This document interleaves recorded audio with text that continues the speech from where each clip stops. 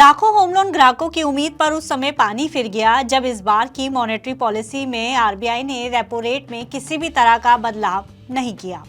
लोगों को उम्मीद थी कि पिछली दो बार की तरह इस बार भी आरबीआई रेपो रेट में कमी का ऐलान कर सकता है, जिसका असर उनके मौजूदा होम लोन की ईएमआई पर भी पड़ सकता है।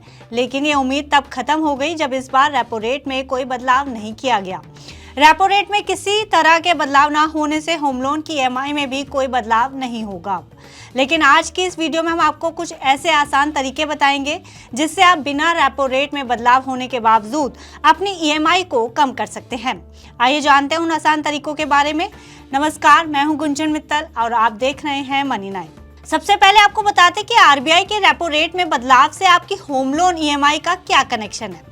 दरअसल रेपो रेट वो दर है जिस पर आरबीआई अन्य बैंकों को पैसा देता है और बैंक ग्राहकों को अलग अलग दर पर पैसा लोन के रूप में देते हैं।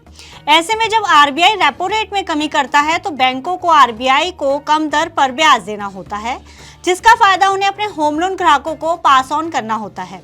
ऐसे में रेपो रेट कम या ज्यादा होने का इनडायरेक्ट इम्पैक्ट अन्य बैंकों से होम लोन लेने वाले ग्राहकों पर डायरेक्ट पड़ता है। अगर आपने फिक्स रेट पर होम लोन नहीं लिया है तो आपका बैंक रेपो रेट कम होने पर होम लोन की ब्याज दर उसी दर से कम कर देता है जितनी दर से आरबीआई ने रेपो रेट में कमी की है। लेकिन इस बार आरबीआई ने रेपो रेट में कोई बदलाव नहीं किया और मॉनेटरी पॉलिसी में आरबीआई गवर्नर संजय मल्होत्रा ने ऐलान किया कि इस बार रेपो रेट 5.5% की दर पर स्थिर रहेगी। इस साल वैसे देखा जाए तो रेपो रेट में 100 बेसिस पॉइंट्स की कटौती पहले ही हो चुकी है, लेकिन इस बार रेपो रेट स्थिर रहने से ईएमआई में तुरंत कमी नहीं आएगी, खासकर ईबीएलआर यानी कि एक्सटर्नल बेंचमार्क लेंडिंग रेट वाले लोन पर। लेकिन हर मिडिल क्लास परिवार चाहता है कि उसके लोन की ईएमआई कम होती रहे। ऐसे में यहाँ बताइए छोटे छोटे कदम आपके बजट को हल्का कर सकते हैं ताकि आप अपने परिवार के लिए और सपनों के लिए कुछ बचत कर सके। आइए जानते हैं वो आसान तरीके जिनसे आप अपने होम लोन की ईएमआई पर कुछ असर जरूर डाल सकते हैं। इसमें सबसे पहला है अपने लोन का कुछ हिस्सा समय से पहले चुकाना, क्योंकि लोन के शुरुआती सालों में जो ईएमआई का बड़ा हिस्सा होता है वो ब्याज के तौर पर आता है।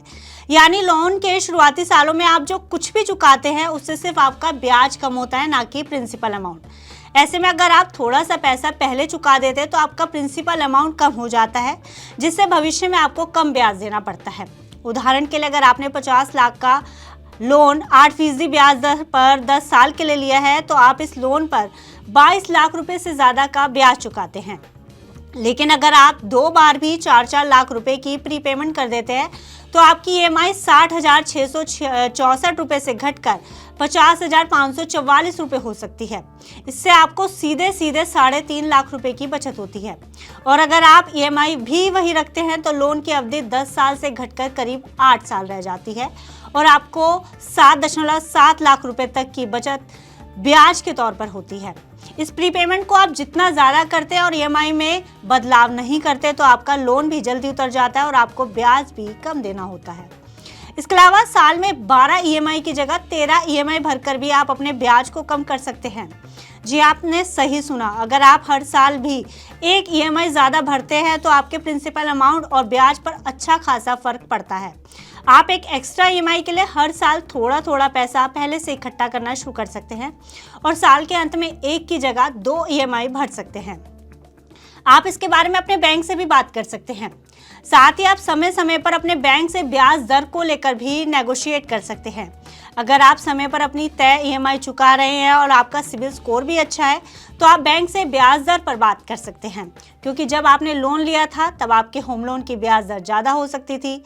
लेकिन अब अगर बैंक नए ग्राहकों को कम ब्याज दे रहा है तो आप अपनी ब्याज दर को लेकर भी बैंक से बात कर सकते हैं और नेगोशिएशन कर सकते हैं।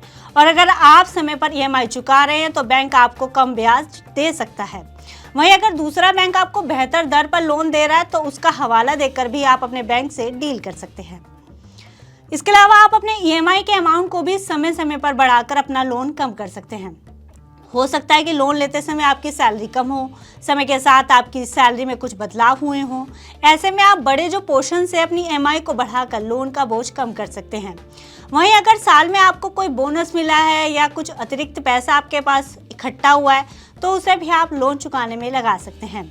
इसके अलावा लोन को कम करने का एक अच्छा ऑप्शन है लोन बैलेंस को ट्रांसफर करना। अगर कोई दूसरा बैंक आपको आपके मौजूदा लोन पर कम ब्याज दर पर लोन दे रहा है तो आप अपना लोन वहां ट्रांसफर करवाकर इस मौके को अवसर में बदल सकते हैं। आज के समय में भी कई लोग बैलेंस ट्रांसफर करके 8% से भी कम ब्याज पा रहे हैं। इसके अलावा आपके पास एक और ऑप्शन भी है। अगर आपने फिक्स्ड रेट पर लोन लिया हुआ है तो आप उसे फ्लोटिंग रेट में स्विच कर सकते हैं। हालांकि इसमें थोड़ी फीस लग सकती है, लेकिन लंबे समय में इस पर आपको काफ़ी अच्छी बचत हो जाती है, क्योंकि फ्लोटिंग रेट लोन तब बेहतर होते हैं जब ब्याज दरें कम हो रही हो। ऐसे में ये कुछ आसान तरीके हैं जिसमें आप रेपो रेट स्थिर होने पर भी अपने होम लोन की EMI को कम कर सकते हैं। आशा है आपको ये खबर पसंद आई होगी। फिलहाल इस खबर में इतना ही। आप बिजनेस से जुड़ी अन्य खबरों के लिए देखते रहिए Money9।